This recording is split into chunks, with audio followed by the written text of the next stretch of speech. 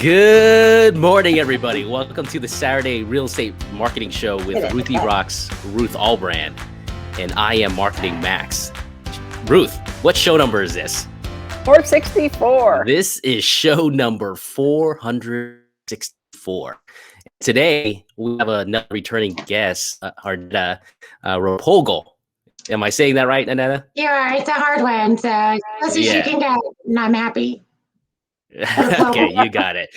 So she's going to talk to us about how she made her adjustments last year during this whole COVID pandemic in her real estate business and how she is approaching this year. So we're excited to have her back. But before we get to Arnetta, Ruth, what is happening in Las Vegas? Well, real estate is just continuing to soar. It's amazing to me. I mean, we are selling like 127 homes a day in this February. Based on last year, we were selling 97, so that's quite an increase. And Wow. yesterday, we listed 141 homes, which is fantastic. And we put 140 under contract, so I don't think we're getting any traction there in the inventory market. We're down about, we have about 75.75 months of inventory, which is, not a lot of inventory, but we seem to be holding.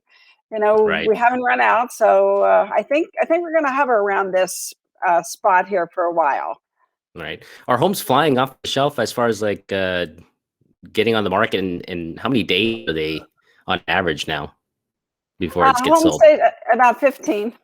Wow. Yeah, 15. it's really, really, I say rampant. Yeah, and the interest rates edged up a little bit this past week, about 0.25%, which is not that much, but they're about at 3.18% right now, and that's still very, very affordable. So if you figure $431 per $100,000, you can buy a home for under $1,300 if you're looking at the payment, which is what you should really be looking at, buying the payment. Rents, we're going to talk about later, they have gone up.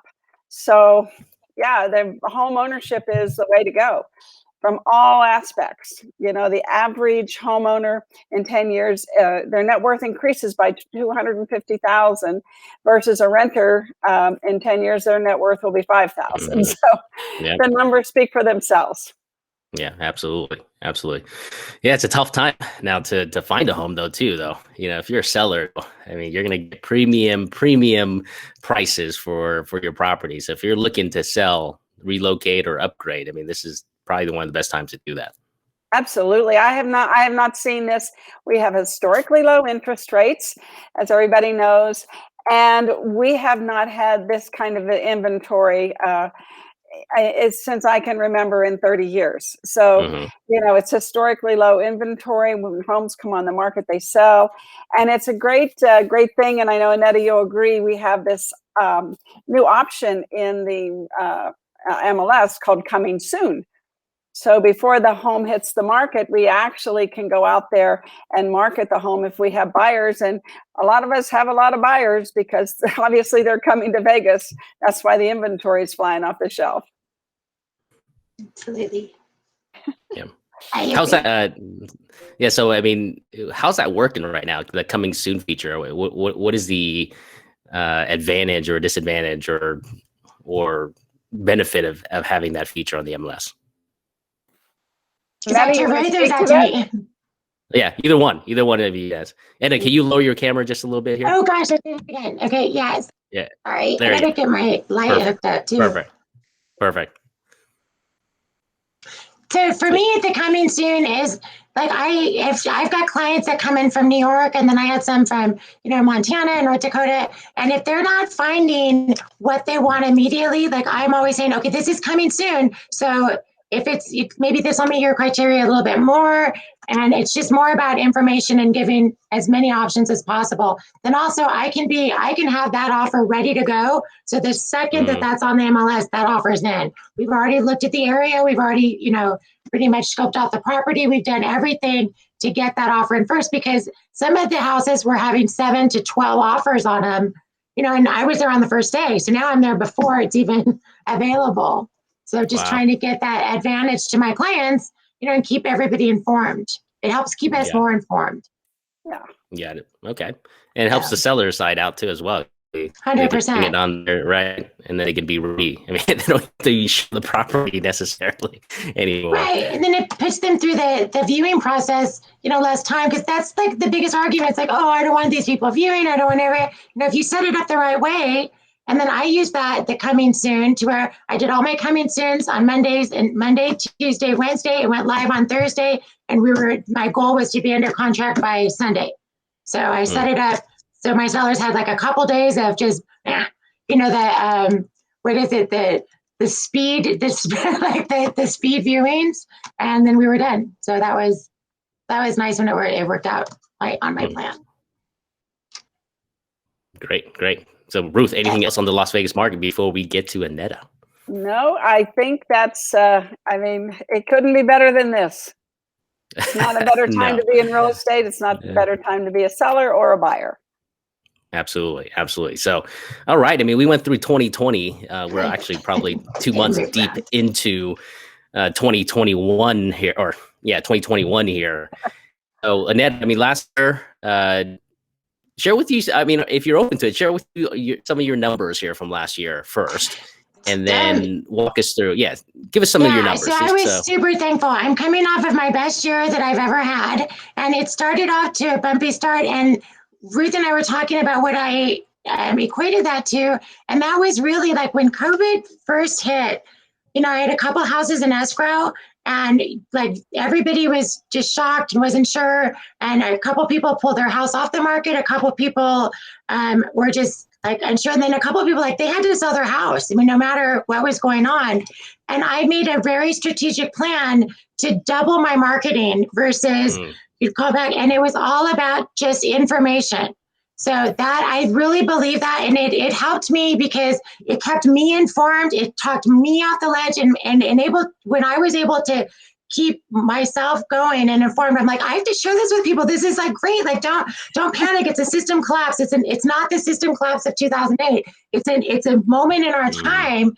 And I had so much passion about. I truly wholeheartedly believe in home ownership for my own reasons. And I was able to share that through video along with the data to prove, and I just kept it consistent of information only. And I really believe that helped. It helped me, and it helped the people stay informed. So they're not, get overwhelmed by the never ending spew of drama and negativity that is on the news. So what was your goal for 2020 at the beginning of the year for transactions and maybe volume? Did you have one? Yeah, I did. I wanted to be consistently doing one a month consistently. Okay. And then I got built up to 2 a month, and then I had built up to 3. And then and then I had like a lot of things in the pipeline. And then all of it, and then I was like, wow, I really don't. And then I had like 7 in escrow. And I'm like, oh my God, it's working. It's really working. Like it was, so it was really, and then I was still able to do like some commercial leasing, which was wonderful because a lot of businesses took that time to remodel their area. They were more marketable. I was able to get a contract with Jackpot Jonies that for a gaming facility that we've been working on for like 2 years. It was, that kind of all just tied together. And then working with Ruth and then getting out there on video, even when I messed up and did stuff, I think it really tied my personality into my business and built my confidence tremendously. It's like, I was like, okay, this is me. And I'm out there, and now the whole world knows that I stammer sometimes when I talk, and I get too excited and I talk faster, and then I go slower. It was out there. Like, it wasn't this big secret that I'm like kind of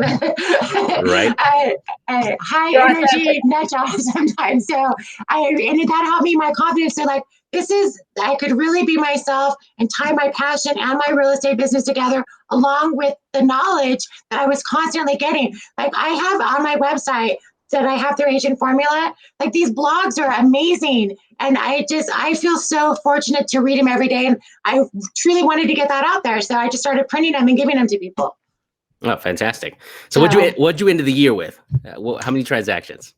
27. 27. Fantastic. Yeah, I mean, really nice. Yeah. In a year that was supposed to be a down year. So, I mean, you did one of the things that, I think definitely set you up for success, which is, during the downturn, you accelerated your content, right? And your marketing. I mean, and that's actually the best thing to do when we go through a downturn is actually double your efforts and your spending on your downturn, because what you're doing is setting yourself up for the recovery, because we don't know when the recovery was. And last year, the recovery literally happened within like 3 months, and the real estate market started heating up again, and you got the benefit of that. So that's fantastic.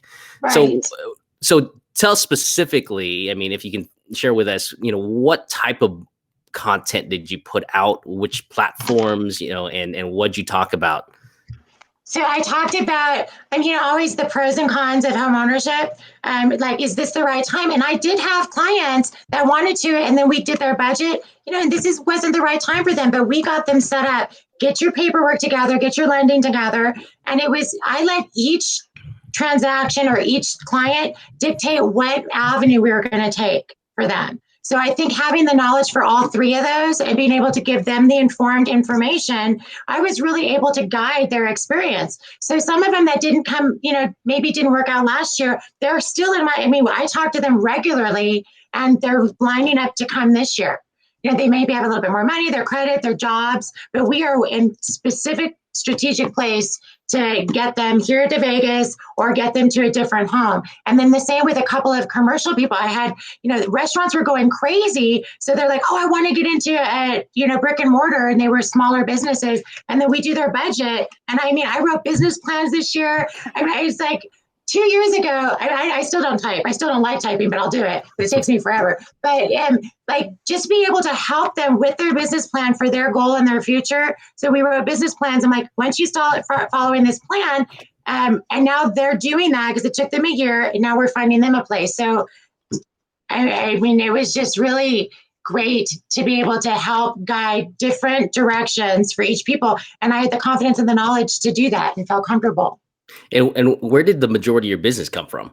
Can you pinpoint? So a lot of it from my geo farm, and then I started getting referrals. This was the first year I really got several referrals, and then the referral business kind of took on a little life of its own. Then I started doing Buffini, and it was like, so I was doing a couple of things from Buffini here and there. Mm-hmm. And then when I did the first Buffini, I was like, I connected every dot. And then I tied that in. So now I'm getting referrals from a client from a year and a half ago for property she's buying in Hawaii. So, oh, wow. I'm so thankful, and I want to keep now it's kind of like I drank the Kool-Aid. Now I want to keep like sharpening that edge. Like, oh my gosh. Right. So my whole business is it's very important to me to be helpful. So right. It was like my whole business was designed on, it's like if I'm not helpful or contributing to that, and I really felt like I did that this year, and I really know that even more so I can do that next year, like this coming year in 2021. And if I can interject, one of the things that she refers to Buffini says, you pop by. It doesn't matter if it's COVID or whatever. You can leave something on someone's doorstep and then call them and text them ahead of time or afterwards and say, I just left you a little gift. So one of the gifts that she did is called her friendship gift. And I want to read what it says. It says contents, an eraser, so you can make all your mistakes disappear. A penny, so you'll never say you are broke. A marble, in case someone says you've lost yours. A rubber band to stretch yourself beyond your limits. A string to tie things together when you think everything's falling apart. And a hug and a kiss. She's got Hershey Kisses to remind you that someone cares about you. And how much did this cost to make? Oh, a couple bucks. Not even like for all of them. Yeah, that's cute that you kept that. It's so funny. Well, it's very clever, and people know that that it's like homemade. Right. Yeah, it's something simple. Yeah, and very thoughtful too. As far as there's thought put into it. Even the little bag has the smiley faces on it. It's so clever, and you learn to do things like this from Buffini. Who is back to the basics of, human communication and relationship building. Exactly. Back to relationship building and building connection with people. It always goes back to Oh, so today is one of my clients. It's her 65th birthday. And so showing is like, so what is it? Moving and selling is like the top 5 stressful things. So she's stressed. It's a larger home. So I did something for her yesterday, and it was really cute. I should have taken a picture. It was like the 3 stages of selling. So I had a little bottle of Patron, because that's her favorite. It's like when you've decided to sell. Then I gave her the big giant bottle, like the maximum. That's during the showing process. So I left it out there. And then I had a little bottle of champagne, and this is for when it's actually an escrow and closes. So it's like you're really excited when you start to sell, and then you want to drink. Then it's like, ugh, get out, and then you're like, oh, that's over. So it was really fun. How many names do you think you have of like qualified buyers and sellers in your database now? So I'm working with like 6 ready to go, trying to find the right house, qualified buyers from different places. So those are 6. And then I have probably, well, not probably, I can tell you, I have 14 in my database that are coming soon. It's like either they didn't last year, it didn't work out for them, their job changed, they couldn't sell where they were at. And ironically, it's funny because 3 of them are from Oregon and none of them know each other. So it just kind of worked out the timing for, and 2 of them I've been working with for 2 years to find them the right home, but we just connected and we've stayed in touch. So I have no doubt that they will be my clients when the time comes. Right. So how many total people do you have in your database? Total people, like total people, in your database. Just over 2,000. Or you've heard of Oracle. They're a huge database company. And I was watching an interview with one of the chief marketing officers, and she is Oracle's very much into data accumulation, which we know as artificial intelligence, but it's really the accumulation of data. So what they said is, this is interesting, Annetta and Max. So data you put in a CRM, a contact management system. 66% of the salespeople would rather clean a toilet than add information to their CRM. And that's from a CEO of marketing for Oracle. That was the stat they gleaned from the information they've been gathering. So kudos to you for keeping up with your database. I did get a helper to keep up with that. So I don't let anybody write any type of personal content for me on social media, but I did get somebody at the first, like a couple months ago, at the first of the year, to copy, cut, and paste to make sure everything got in my database. And then I go through it and put which category that they need to be in. And that's something I learned through Buffini. Yes. So have you marketed to your database pretty consistently here, just past clients, and how many repeat clients have you had through that? Through the marketing? Yeah, through your past clients. Like just you keeping in contact? Right. Well, I just got my 3rd referral off a client, and it's because I send her a card all the time, and she lives in Hawaii now, and now she just bought a piece of land to build a house in Hawaii, and she made sure that agent gave me the referral. Oh, nice. So thank you. I'm just like, I could not be more grateful. And it's really cute. And then I just send her like something goofy, like from Vegas or something. Like I sent her a card that had a lady with hair curlers on it and saying, I just love talking to classy people. So there's no reason for this card. And everybody's and she's a doctor. So I think her and husband are both doctors. So it's more of just like a simple, like laugh at silly gift. And sometimes that's all that you need, to people, because people are people. They still need, to laugh. And one of the people in our Buffini class, which was interesting, she finally got up the nerve to ask someone for a referral, and 2 days later she got it. She's like, oh my God, this works. This works. Yes. Yeah, It's been working. I have to ask for the business. Right. It's been working for thousands of years. It's written in an ancient scripture. Ask and you shall receive. Oh, that's so with your geo farm. So you pick a specific area, right? Yes. That you want to specialize in. Now, are you sending postcards? Are you doing Facebook advertisements? What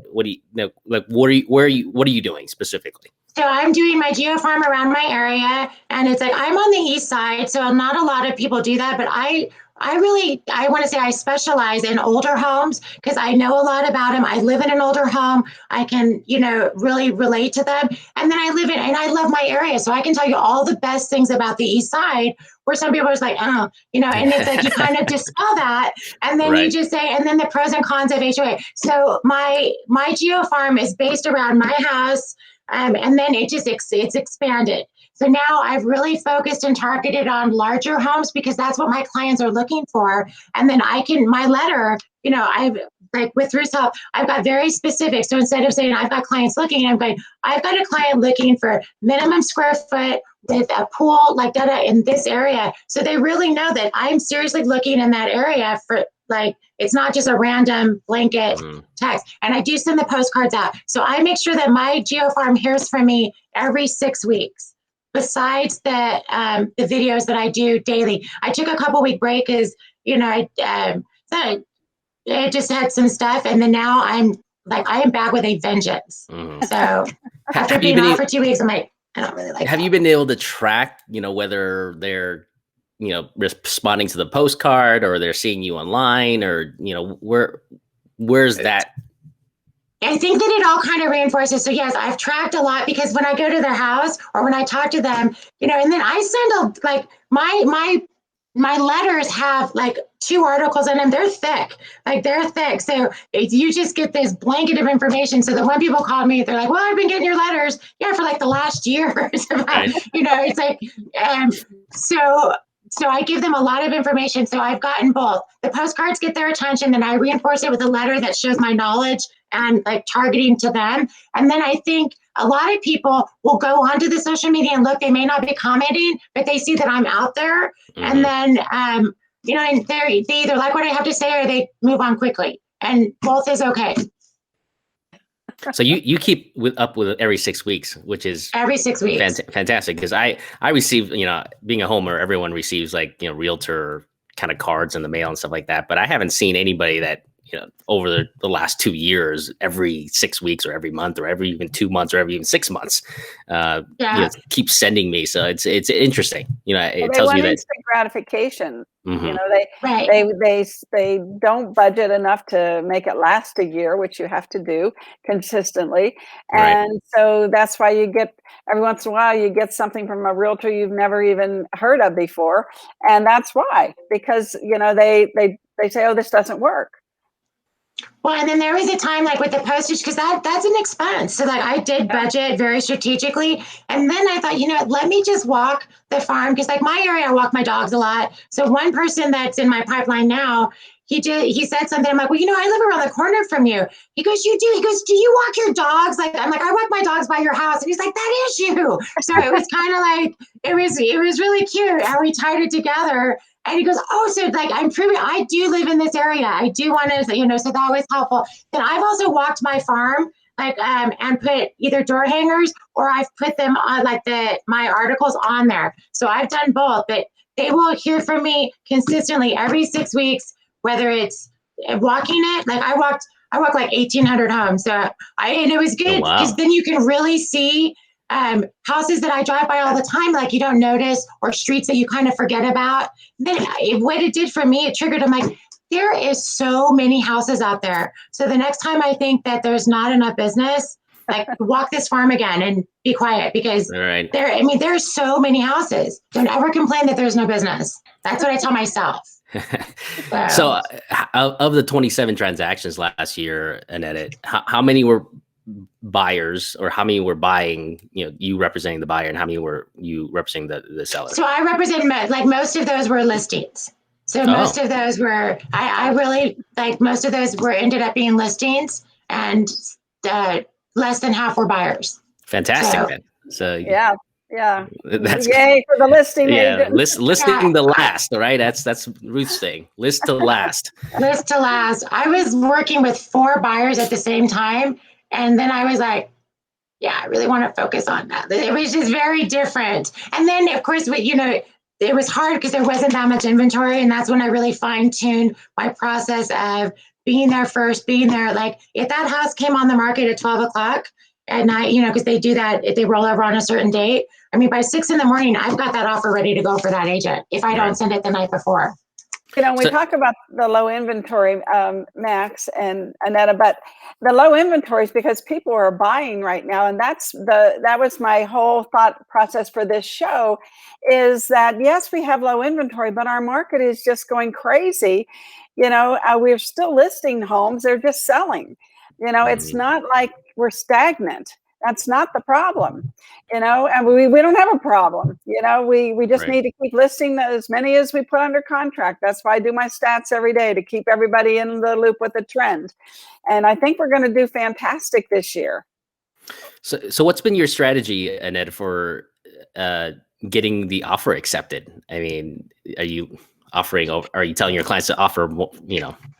No, you know what? I tell my clients, offer what you think is what is your bottom line price. I am not a fan of emotional overspending. Like, so if you love the house, it's Tara. Yeah, spend what, like, if you want to go over that and this is your end all be all house that you want to stay in, then it's okay to overpay a little bit. But if you're doing that because it's like you think you have to get this one, then it's like I do the numbers and then I say, what's your bottom line price? And we do not go over that, like not at all. They have to, you know, and then the other part is I called the listing agent, you know, what title company do you want? Where do we need to be? Let's just save each other's time. Like, is this too late of an offer? And these are all ideas that I've borrowed from other agents. So there's some great agents out there and I steal a lot of their stuff. Like, because I'm like, oh my gosh, that's so smart. I just had an agent write me an offer that said, yeah, you know, we'll pay $3,000 towards your closing costs. I'm like, oh, really? You know, so now in my next offer, I'm like, oh, and we'll give $2,000 towards your closing costs too. So instead of asking for something, how many people offer to give the listing agent something? They're the seller. So that was something that was really great. I just try to make it like I have, you know, I assure them that we can get our inspection within 10 days. I don't do the 15. You know, the loan is something that depends on the lender that you do have to work with. But as far as the inspections, they want to know as soon as possible that it's going to go through. Right. You know, I recognize that this is an older home. I want, like, you know, I specialize in older homes. We have this lined up, that lined up. Well, okay. Okay. Any other tips and tricks to get your offer, you know, kind of that stands out, you know, because you're competing with multiple offers now, right? To every house that comes on, like you said, 5, 6, 7, 8, 10, 12. I mean, I saw an agent post on the other day, just like an open house where there's a line out the door to do the open house now, right? Yeah, you see a lot of that. Right. So what are you doing? I mean, you're calling the agent, right? You're coming with the best foot forward, and then you're making an offer. Anything else that makes your offer stand out so that the agent? We don't ask for a warranty. You know, we just and there's been a case where it's like, I just bought my buyer the warranty. You know what? That'll be my gift to you. Like, let's just get this done and focus on getting it through. So it's just tightening up your offer and making it as competitive as possible. And then, you know, calling that agent saying, this, I have done the letter. So forgive me, I have done the letter because I had a school teacher that was in her mid 40s buying her first house. Oh, wow. Like, please give this woman a chance. Like, she's worked so hard, you know, and it was, so it's just putting it out there and making sure you communicate. Did the letter work? Yeah, it did there work. you go. So unfortunately, the house had major electrical issues because the seller had wired a lot of things themselves. Right. So the house itself didn't work out, but we did get the offer accepted. Okay. Fantastic. Just taking that extra effort and writing that letter. That's great. Yeah. So I'm never afraid to pick up the phone and be one call away from a restraining order to get my client to the house. I guess. So how many, as a listing agent, what are some of the things that you've seen from other agents that have made their offer stand out? A lot of the things that I have now implemented, you know, the letter, I get the letter like probably a third of the time. I don't get it all the time. I do get, you know, some of them don't stand out as much. Like that, you know, like this one time, this one house that we had, I mean, we had 7 offers in 2 days, and I almost like feel bad because like you know, a lot of agents like multiple offers. And of course, I'm excited for my seller, but I feel bad for those other people that are getting the house. So we just try to be as fair as possible. It's like for like whoever came in first, and then whoever is like shows that they seriously want the house, kind of thing. Okay. Yeah. You know, sellers care about who buys their house. Sometimes, especially the people I work with, because they're generally older houses. They've lived there a long time. Yeah, they grew their kids grew up in the house. You know, they got the notch on the door where as their kids grew up. You know, different things like that you see on these older homes. I love that. Yeah, I do too. It's fun. And then, you know, it shows me, I tell people the house goes full circle. And it's one of the fun things, like you touch it because everything has energy. So somebody's going to be born here, somebody's going to die here. So these people have lived there a long time. Now they're moving on to either, you know, to a next stage, and then a new family's moving in. It's really exciting, and it's a wonderful process to be a part of. I'm very grateful every day. It's a great career. Great career. I love it. Absolutely. It definitely picked me. So on the buyer side, after you say, for instance, get a home for your buyer, what's your kind of follow-up process after the transaction is closed? After it's closed? Yeah. So I still keep in contact with every single one of my buyers. Like to this day, actually, one of them, her birthday was yesterday. And then I dropped off, you know, just little stuff and just whatever, even though, I mean, they're not going to be buying or selling for the next 5 years, but I really develop an emotional connection, especially buyers, because you're driving around with them for a long time. And it's a process. Like I'm so excited for them. So they become friends. So do you have a process? I have every single client that I've ever worked with, I'm still in contact. All right. So do you wait a month out to say hello again, or I mean, obviously you drip them onto your database. The week that they buy their house, like I take a big basket with like cleaning supplies, you know, something useful. Like, you know, I'm not going to get used like, okay, moving into a new house. I know you've got your own thing. Like I just got shelf paper in it, and it's got like Tide and, you know, a broom and stuff like that. I'll sometimes take over dinner the next day, like after they move in, you know, so they're not eating pizza, something useful. I'll take over lasagna, something like within a couple of days of them moving in to the process. Okay, fantastic. So you keep in touch with your buyers, and then eventually they become sellers. And you know, it's right. If you sold as a real estate agent, if you sold someone in their house, they be using you listed when they do list it. Shame on you if they don't. Right. So, and a lot of times, like I've done all of this built off of what I've learned. Other agents or other people say, it's like, oh, I couldn't remember my realtor's name. Oh, they didn't do this or they didn't do that. Like I never wanted to be the agent that's like, yeah, my agent, like, they never called me again. I'm like, no, that's not how I operate with anything. So, well, the NAR stats say 84% of the buyers become orphaned. Yeah. After the deal. 84%. That's crazy.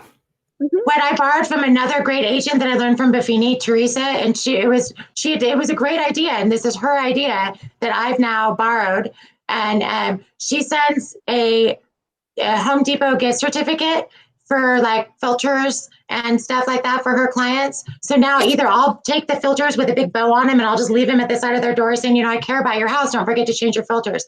That's like $10. That was her idea that I borrowed, which was a great idea. And I've started doing it. That is a great idea. Yeah, great idea. Yeah, running to Home Depot getting filters is a drag. Who does that? And then you forget. And then you know, so that's just like a little way. Some people buy them a gift certificate, say, don't forget, you know, change your filters, do this or do that. Like, and it is simple. And I thoroughly enjoy doing that because I want to do something useful. You know, booze is always useful, but a Home Depot filter is really useful. And it feels good. Right. It does feel good. It gives you energy. When you giving gives you oxygen and enthusiasm. I love that. Yeah, it really does. It makes me, I have fun, you know, because I have fun with their house and then I have fun with them in the process. Here's an idea for that can pull it off. Is if you can brand an air filter with your name on it, right? Like right on the name somewhere, or like be able to staple or something. Because then when they change it, they see your name. It's like another, you know, oh my God.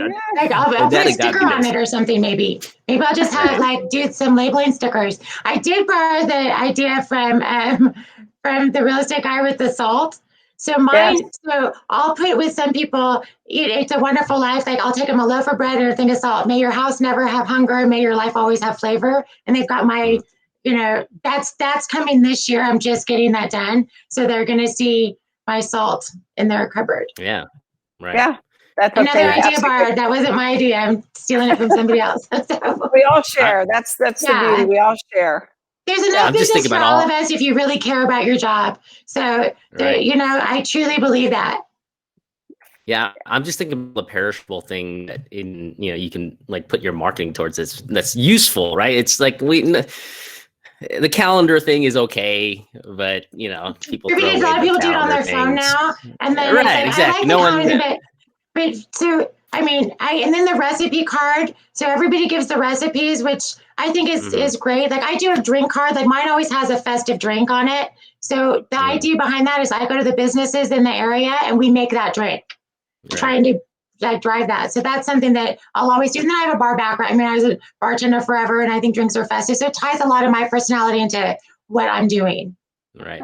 No, but if you could do like, I'm thinking toilet paper, I'm Yeah. thinking, paper towels, I'm thinking, soap of some sort, that like dishwasher soap or whatever, anything that you can rent, that they use and they'll leave and actually use it and they see your marketing.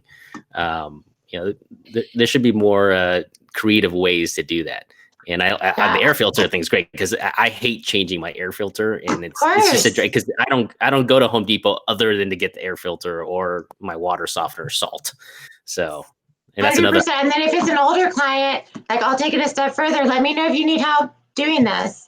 I mean, it'd take me 10 seconds, and and so that was Teresa's idea. It was amazing, and she's very skilled agent. Or team up with a handyman, especially with older homes. They're always in need of a good handyman. Like things go wrong, right? You got little small plumbing issues, or the drains clogged or whatever, and that could be a source of marketing for these handyman people to come out and just install it. Absolutely, and then just do then we put them on a circuit, so it gives them a day of business. And they hit everybody. Right. So, exactly right. Man, that's a good idea too. Yeah. If you're a handyman out there. It all goes full circle. Like when I'm busy, like we want, and then that homeowner becomes comfortable with that person, and it's about connecting. Like we're all meant to be connected. We're all hardwired to be interdependent. People forget that you try to do it on your own, which is impossible. You can't. Yeah, you cannot. You cannot do it on your own. No. You know. Like all those do-it-yourself books, like don't forget to mention that you still need other people. Like don't forget to mention it's okay to, Well, fantastic. Well, it sounds like, so last year was great. How was this year starting off in the first 2 months? This year started out great. I have a lot of things in the pipeline. I've got 3 coming soon. So I'm really happy. So it's keeping me consistently on my goal this year is 4 a month. So I had 4 for January. I had 4 in the pipeline for February. Then a couple of those had some tenant issues that were just, we're working out. The tenants are now moving. They were excited so that's going on. And I'm really looking forward to the spring. And I just have over a couple thousand mailers that are going to go out. I'm making some different changes with my business and really fine tuning a lot of things. So I know that I will get my 36 goal. It's just done. I mean, it's unwavering. So what percentage of your gross income are you putting back towards marketing? A third. Constantly a third. A third. Good for you. I have it worked down to a science. Bam. Yeah. So I get that. A third goes to taxes, and third back into my marketing. And then sometimes if it's something experimental, I'll take my personal discretional fund and I'll put it over to my marketing to try it because it's worth that to me. So, and then I'll be like, do I really need these shoes? Do I really need this coffee? No, let's try this marketing thing out. And that money will go in. It's kind of like a jar that I stick into that because I really, like I said, I wholeheartedly believe in home ownership for my own reasons. And if I can spend that out more and help somebody do that, I'm fine with it. It's giving up a coffee here and there. Fantastic. So I have some final comments, and I'd like Annetta's opinion and yours as well, Max. Okay. The House of Representatives just passed that bill, I think yesterday, for the COVID. And let's see if I have how much money that was. Let's see here. I think it's like 1.9 trillion. Yeah, 1.9 trillion. And Nevada is getting 4 billion of that, which, that is going to help our market even more. Don't you think so, folks? Well, yeah, that's gonna go to the state, right, to restore the budget crisis that that most states are going through this year because of the lockdowns. And yes, I mean it's going to improve and better the health of the state, so that our roads and services and the district doesn't go to the crapper because we don't have any money to spend. So I have a suspicion too that once we receive that check, Sisolak's gonna all of a sudden open up Nevada 100%. Yeah. Yes, and I think so too. I think that we're headed toward Nevada opening up again. And Annetta, I don't know if you knew this, but the rental revenues have increased. So and people, not people personally. Yeah, that's right, Linda Jo. Exactly. Hi, Linda Jo. There's my friend Linda Jo. Haven't seen her forever. Hi, pretty lady. Good to see you. Yeah, but but like Max says, the money going to to Nevada will help this town. It will. And in addition, we're going to get checks as well, so that will help. Yeah. And then the interest rates are just still hovering, and more people are going back to the casino. So more and more people are going to be employed again. And I'm just seeing another perfect storm for this year.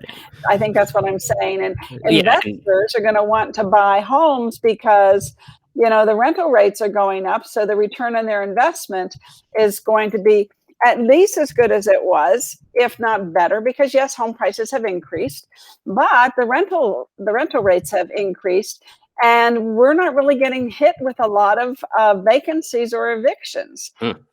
It's a wonderful thing that's going on here. So one comment about not getting the money personally. The reason why the $4 billion to Nevada and the states are key is because then it doesn't force the state to raise taxes. That's the biggest personal end goal. Is like there was a big scare last year that's Nevada could possibly start implementing state income tax because of this shortage. I mean, it took almost a decade for Nevada to recover from the financial crisis. And we were right about, going on to just a surplus here in 2018-19, and then, 2020 hit, which now puts us in a deficit again. So that the reason why that $4 billion is important for the health is that, it's not going to force the state to start raising taxes on local and small businesses and personal income tax. So, I mean, that's how we benefit personally from all of that, and why, our state is going to do well because of it. Yeah, exactly. And, this chart just says, that we're not having evictions. People are paying their rent, even though rents are rising. I know with our property management business, we put a home for rent on the market. It's gone in 2 days. We can't keep a home 3 days on that's for rent.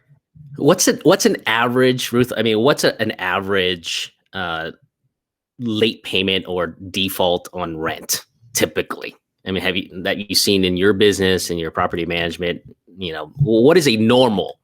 Where is it 4%, 3%? No.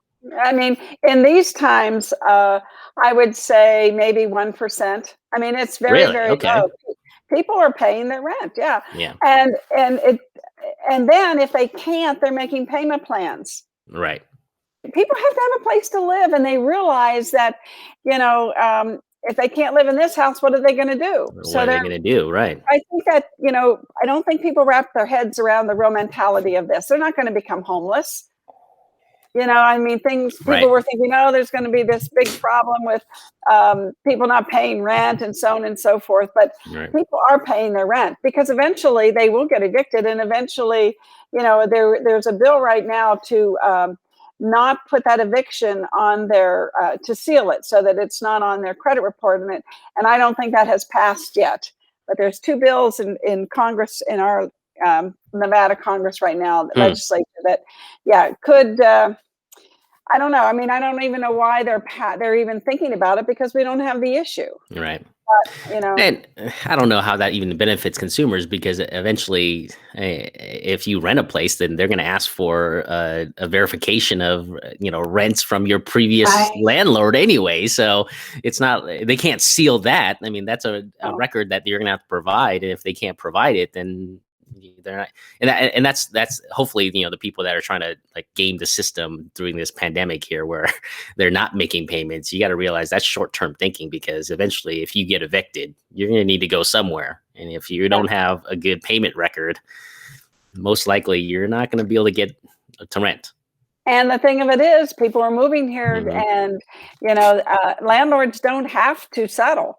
Like, and that's been a problem in the past too, when, the people coming in to rent haven't been as prolific as they are now.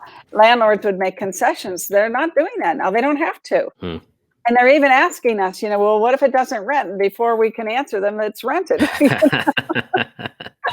Well, fantastic. Well, Netta, congratulations on a great 2020 here, and a good start, to 2021. We look forward to having you back on the show and sharing some other experiences and what you did this year to accelerate. Get it while the time's good. I can tell you. You're so sweet. Thank you. And thank you, Ruth, for all she does. I follow her blueprint, and that's really the only reason I'm sitting here is because of all the effort that her whole company and people like you do to keep us informed and share information. So thank you both. Yeah. Thank you for having us. Any last words? Have a good week. All right. Any last words, Ruth? Well, I just want to let everybody know that we are having a class this coming week called Show Me the Money, which is all about procuring cause, which is really a great class to take, because procuring cause, there is no black and white about it. It is always subject to your peers when you go up to mediation on a procuring cause issue. So there's no black and white. So what you need to do, and what we teach you, is what to do to avoid losing that procuring cause mediation and losing your commission. So it's a great class. And then of course we have Be the CEO of Your Life. That's a debut class for general this month. We have an agency class again, advanced strategies for listings, and that's ever changing. Ethics, cybersecurity, I can't tell people enough how they need that. It's a core class as well. Contracts, writing and presenting the purchase contract. It's now 11 pages. We've added a page to it. There's some different nuances and things that we teach people how to, just like you were saying, Annette, how to get this offer accepted. Very important. And then we have our law, step by step. And that's generally taught by Keith Kelly, who was the Nevada Realtor president. And he is just tremendous in his knowledge of the law.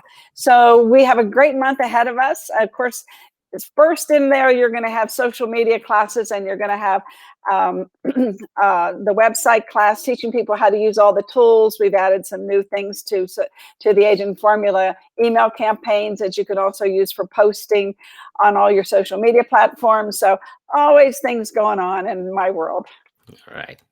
All right. Sounds like a busy month. All right, everybody. Thanks for tuning in, and we'll see you next Saturday. And tune in tomorrow morning. Everybody. Yeah, we love you. 9 a.m. Yeah, right. I think Jimmy Dagg's going to join me. Thank you, Annetta. Thank you, Matt. Great things happen. Bye.